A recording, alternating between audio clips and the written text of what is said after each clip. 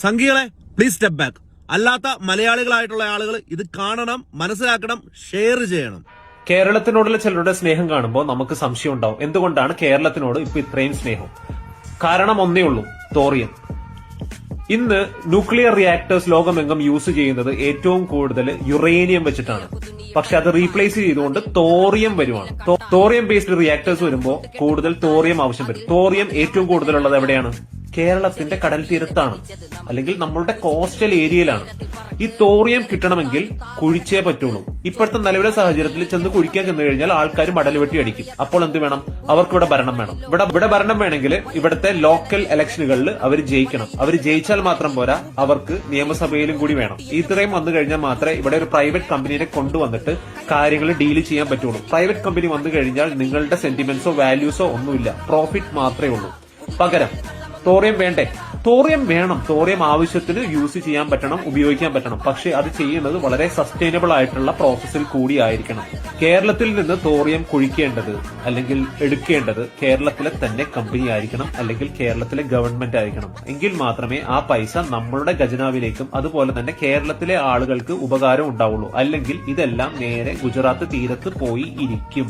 Sustainable വേയിലിട്ടുള്ള മൈനിങ്ങിനെ ഞാൻ പ്രോത്സാഹിപ്പിക്കുന്നു. Thorium ആവശ്യമാണെങ്കിൽ കുഴിച്ചെടുക്കാം, പക്ഷേ അതൊന്നും അവിടുത്തെ ജനങ്ങളുടെ ആവാസ വ്യവസ്ഥയെ തകർക്കുന്നതാവരുത്. 1.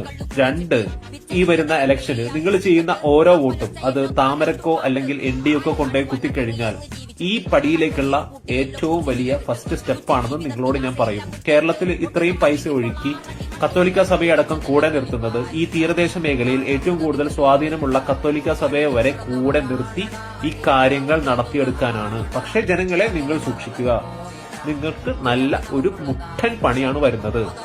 കിടക്കുന്ന കിടപ്പാടമോ അല്ലെങ്കിൽ നിങ്ങളുടെ നാടോ വീടോ ഒന്നും ഇല്ലാത്ത ഒരു സ്ഥിതിയിലേക്ക് കാര്യങ്ങൾ കൊണ്ടുചെന്നെത്തിക്കാം.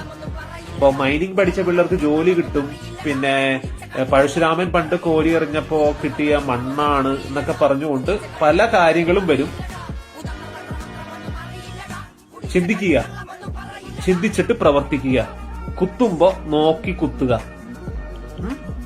ഇതിന്റെ പേരിൽ എനിക്കിപ്പോ വേറെ കോൺട്രവേഴ്സി ഒക്കെ വരുമായിരിക്കും.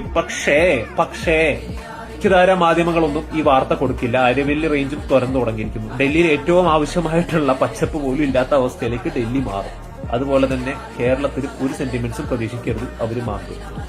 അപ്പോ ഇതൊക്കെ മനസ്സിൽ വെച്ചുകൊണ്ട് മുമ്പോട്ട് പോവുക. സംഘികൾ പലതും പറയും, ബുദ്ധിയില്ല, വിവരമില്ല, അവന്മാർക്ക് തലയിൽ മതം മാത്രമേ ഉള്ളൂ. അപ്പോ വേണ്ട പോലെ കാര്യങ്ങൾ കുത്തുക. വീണ്ടും സന്ധിക്കും വരെ വണക്കം.